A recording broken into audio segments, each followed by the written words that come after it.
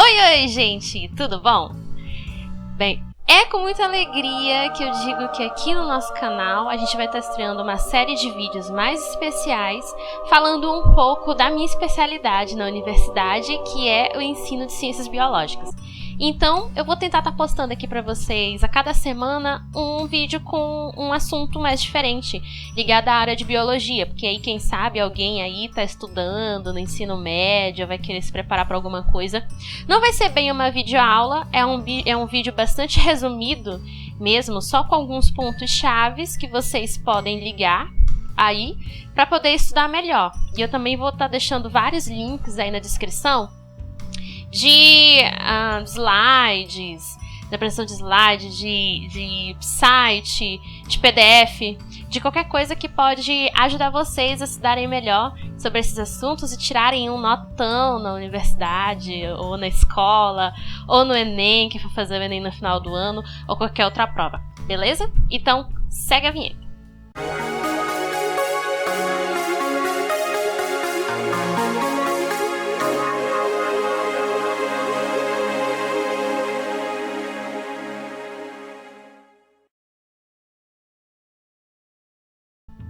O assunto, então, desse primeiro vídeo, quando a gente começa a falar sobre biologia, a gente tem que começar a falar mesmo bem do início.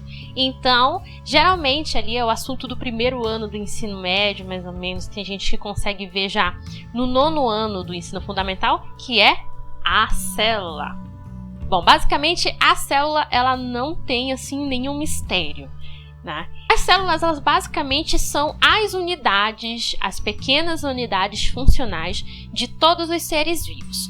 E esses seres vivos, eles são todos mesmos. Eles vão desde as plantas, os vários tipos de plantas que nós temos, até nós, seres humanos, até os outros tipos de animais, né? Sejam as formigas, sejam os leões, sejam os elefantes, sejam os grilinhos, e vão até mesmo ao tipo de vida mais microscópico, que são as bactérias.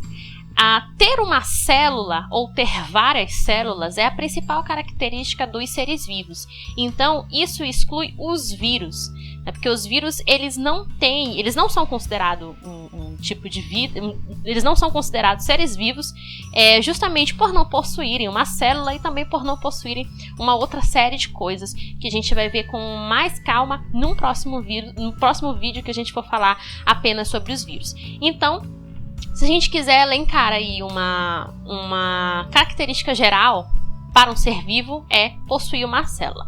Existem seres vivos que são multicelulares, ou seja, eles possuem mais de umas células, isso nos inclui. E existem os seres unicelulares, que possuem apenas uma célula. Os seres unicelulares, lógico, são as bactérias. A grande parte das bactérias, para não dizer todas. Os seres humanos possuem aproximadamente cerca de 10 trilhões de células no corpo inteiro. As células, elas podem ser... Aliás, as células, tanto as células animais quanto as células vegetais, elas são microscópicas. A gente só consegue ver com a ajuda de um microscópio. E eu vou deixar aí para vocês verem algumas imagens muito legais de células, tanto animais quanto vegetais, para que vocês vejam um pouco da diversidade. São muitas formas, são muitos tamanhos, muitas quantidades. As células são bastante incríveis. Dentro das células, tanto animal quanto vegetal, existem as organelas.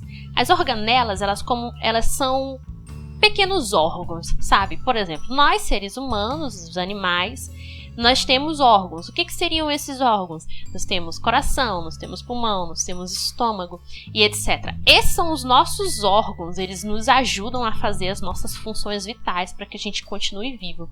A mesma coisa acontece com as células também têm os seus órgãos. Só que para acompanhar o tamanho delas, que é microscópico, então esses órgãos também são bem pequenininhos. Então, organela seria um diminutivo de órgão.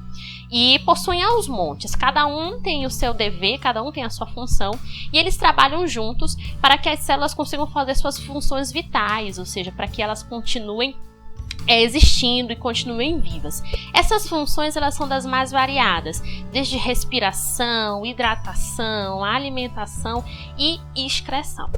A gente costuma dizer que a primeira pessoa ou uma das primeiras pessoas que pôde observar a célula e batizou com esse nome foi o Robert Hooke, que entre 1663 até 1665 ele observou pedaços de cortiça, sabe? Cortiça que a gente faz a rolha para colocar no vinho. Ele observou alguns pedaços de cortiça com um microscópio bastante rudimentar, um microscópio da época. E aí ele percebeu que a rolha de cortiça ela era composta por várias cavidades. E essas cavidades ele chamou de célula. Ou seja, se pareciam muito com celas, sabe? Cela de prisão, etc. Então, o diminutivo de cela poderia ser célula, né? Ou seja, pequenas celas. Essa foi a conclusão em que ele chegou. O Anthony van Leeuwenhoek, ele desenhou alguns protozoários e bactérias da própria boca dele, enquanto ele construía alguns microscópios, né? Ele pegava lentes, dava uma mexidinha nas lentes, cortava aqui e ali, e construía alguns microscópios meio caseiros, já no tempo dele, que já eram alguns microscópios bem legais. E aí, então, ele pôde observar bactérias que vinham na água da chuva, bactérias da boca dele.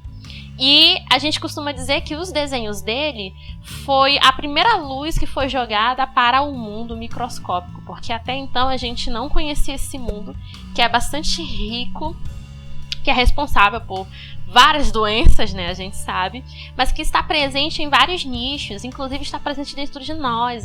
Dentro do nosso corpo existem várias bactérias que trabalham em comunhão com os nossos órgãos, com o nosso corpo em geral, para nos ajudar a fazer vários tipos de funções vitais também. Basicamente, as células elas estão divididas em dois grandes grupos. Há um grande divisor de águas no mundo das células. Existem as células que são procariontes e existem as células que são eucariontes. Não é difícil você lembrar o que é cada uma célula, né? O nome pode ser complicado, mas tem um macetezinho que foi dessa forma que eu aprendi, e toda vez que alguém me pergunta, eu dou esse macete. Toda vez que você quiser se lembrar o que é uma célula procarionte, você se lembra da palavra precário. O que significa precário? Precário significa aquela coisa que não tá boa, aquela coisa que não é muito desenvolvida, aquela coisa que tá ruim. E é exatamente isso que são as células procariontes. Elas são células que são muito simples, elas não são tão desenvolvidas, elas têm pouquíssimas organelas, elas são muito simplesinhas, ou seja, elas não são nada complexas, elas são meio precárias. A principal característica dessa célula é a falta da carioteca, que envolve o núcleo celular, que por sua vez envolve o material genético deste ser. Há pouquíssimas organelas dentro das células procariontes e o material genético ele fica bem disperso assim, no meio da célula, não tem muita proteção para ele. Essas células elas estão presentes nas bactérias e nas cianobactérias, né, que é um tipo especial de bactérias bastante antigo também. Toda vez que você quiser se lembrar o que são as eucariontes, é só você se lembrar de eu. O que eu sou? Eu sou um ser constituído de células complexas, então eu sou eucarionte.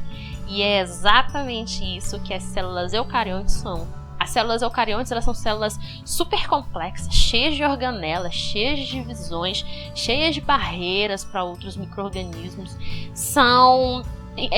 Fazem vários tipos de funções, o material genético está bem guardadinho no núcleo, tem a carioteca, tem uma membrana plasmática legal e etc. Ela é uma célula que é super high-tech, a gente pode dizer. Ela é bastante complexa, ela faz 1 zilhão de coisas e etc.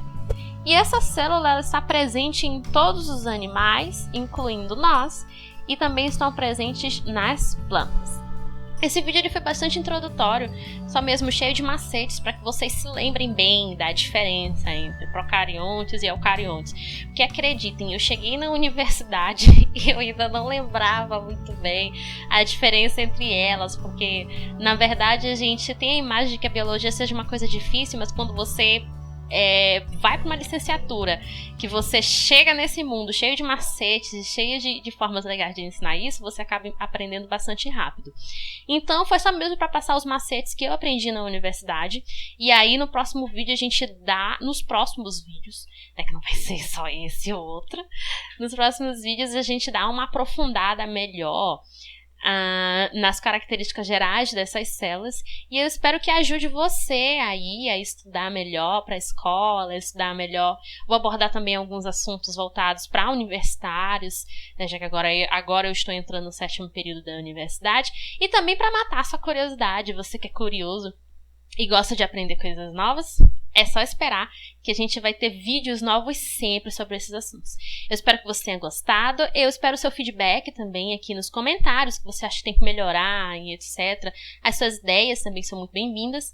Se você gostou, curta e compartilhe, se inscreva no nosso canal e fique ligado que semana que vem tem outro vídeo bem legal educacional esperando por você. Beijos e até mais!